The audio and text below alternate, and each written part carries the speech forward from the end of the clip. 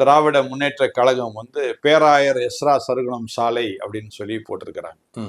இது முதலமைச்சர் ஸ்டாலின் சொன்னதாக இவங்க சொல்றாங்க. ஆனா நீங்க நல்லா கவனிச்சு பாத்தீங்கன்னா முதலமைச்சர் ஸ்டாலின் வந்து அந்த நேரம் வந்து ஆஸ்பத்திரியில இருக்கிறாரு.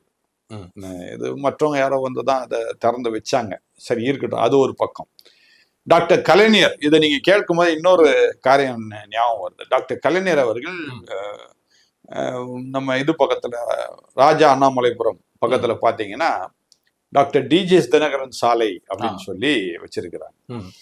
இப்போ இந்த ரெண்டுத்தையும் நம்ம எடுத்துக்கிட்டா கலைஞர் அவர்கள் எனக்கு தெரிஞ்சு நான் அறிந்த வண்ணமாக அவர் கிறிஸ்தவ தலைவர்களை மட்டும் இல்ல, அனைத்து தலைவர்களும், அனைத்து மத தலைவர்களையும் மதிக்கக்கூடியவர்.